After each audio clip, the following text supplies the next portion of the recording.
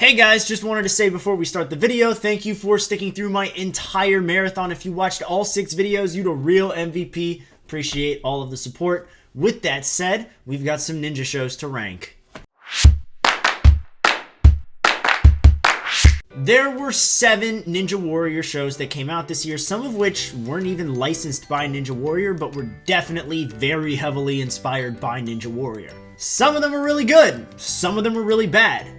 Some of them are just kind of in between. And today, I'm taking all 7 of those shows and ranking them from worst to first. Once again, the difference between this and the rankings of the finales is that this includes the qualifiers and semifinals, whereas when I rank the finales, it's just the 4 stages or whatever the final rounds of competition are. But this time, we're including every episode of the regular season of every ninja show from 2024. Let's get right into it with number 7.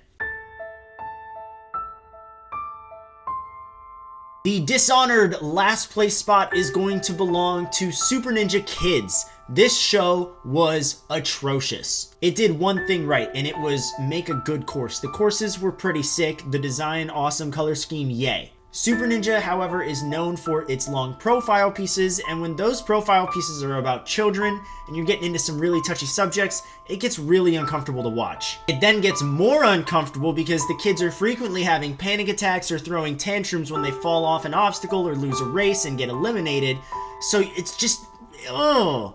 There are a lot of kids who are probably going to need therapists after this, and that's very unfortunate because this is supposed to be fun. And to keep the cameras on the kids for such a long time when they're sobbing their eyes out is just awful. You can't expect the kids to be fully matured and know how to be, not a sore loser if they're 9 years old. They're still learning those things. And that, I don't really fault the kids. I fault the parents. Shame on them for putting them on national TV to break down, and shame on the camera crew for keeping the cameras on them thinking this is content.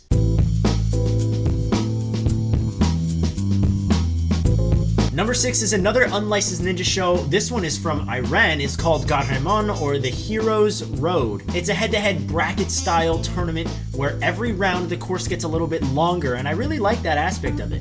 One time you'll race on 3 obstacles, one time on 4, then 5, whatever, it keeps going. I also like the theme because the Olympics were this year. This was the international season where ninjas from all around the world flew in to compete. And this season definitely benefited from having the internationals come in. The talent was higher, the races were faster, and with the courses getting longer every round, you never really knew who was gonna win.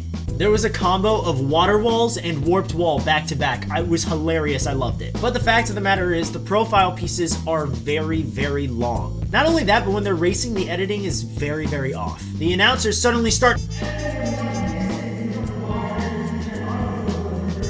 and they put the same song under every single race. It gets very repetitive. It's like a bad type of earworm, and it sounds like I'm on hold for a customer service line. It's just too repetitive, and the finale was not good. You can watch the finale ranking stream where I talk about that. It just wasn't enjoyable. I could see a world where this could end up being a lot more entertaining, but unfortunately, it's at number 6. Zum Geburtstag viel Glück.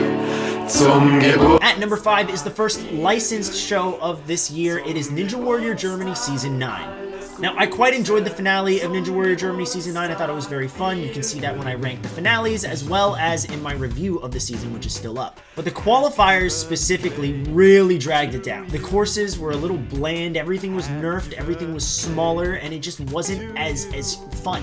And you know what? As much as I see people laughing at A&W putting the applause underneath every single run, honestly, with no applause or with minimal applause, it's not very fun, and that's what Ninja Warrior Germany proves. The energy just feels so low, and on repetitive, slow courses, it just doesn't have the wow factor anymore. It definitely bounced back in the finale, but leading up to it, I was not impressed.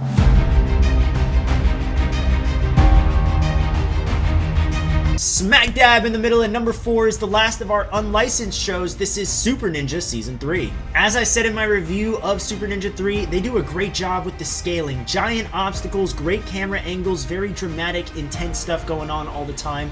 and I gotta love that. I also love their diversity of obstacles, whether it's an original idea or something pulled from another obstacle franchise. Honestly, there are 2 reasons this is not in the top 3. Number 1, the profile pieces are very long, and it does take away from some of the action. It makes me go excited and then not excited, and excited and then not. And then the other thing, the main thing, honestly, is episode 8, which was the recap of who made the finals, paired with 5 races. It was just a bunch of nothing after 5 races, so it didn't do anything for me. That recap section is always my least favorite part of Super Ninja, and I put it in the specials ranking, but now that it's with the regular season stuff, it's gotta tank the average of the regular season, unfortunately, and that's why it's at number 4.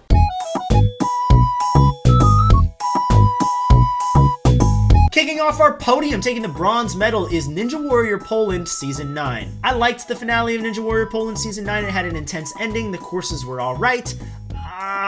Qualifiers and semis. The courses being repetitive and the talent level being low is pretty rough on Ninja Warrior Poland. In fact, I almost ranked it lower because you had people failing ring toss in 2024. But honestly, at the end of the day, I can't deny that there was an even spread of results in every single round of competition, leading to you never really knowing what's going to happen next on this show. And I find that entertaining. I also find it entertaining because it's 80 minutes long instead of 2 to 3 hours. I think if this went on for longer, I would probably ram my head through a door, but sometimes less is more.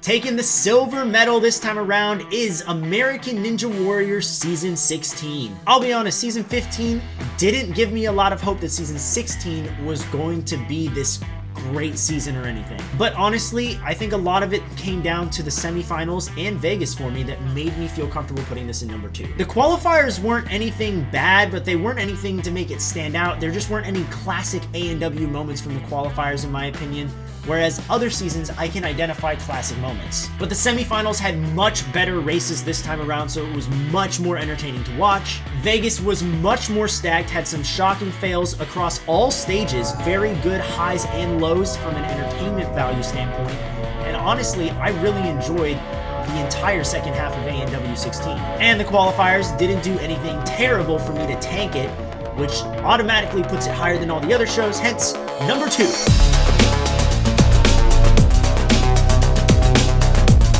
Guys, are we living in a parallel world? What is this? Why can't I leave this box? Are we really living in a world where Kane-Not-Kosugi is ranked Sasuke 42 as the #1 ninja show of 2024? Yeah, I mean, look, is Sasuke 42 perfect? No, it's not. You just saw my review on it. You saw me rank it with the finales.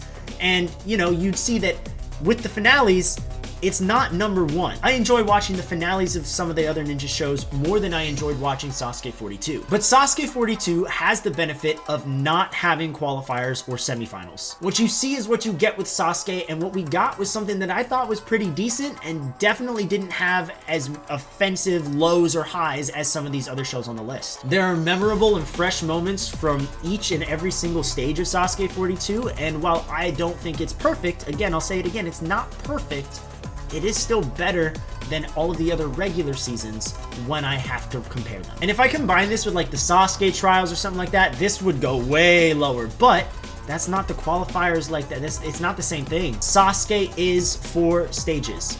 And with that, I can only compare the 4 stages to the regular season of other things, and I'm going to put Sasuke 42 at the top of my list because of that. So there you have it, my full ranking of every Ninja Warrior show from 2024. Thank you guys so much for watching. You guys have a very happy new year, and subscribe or whatever, you know? Take care.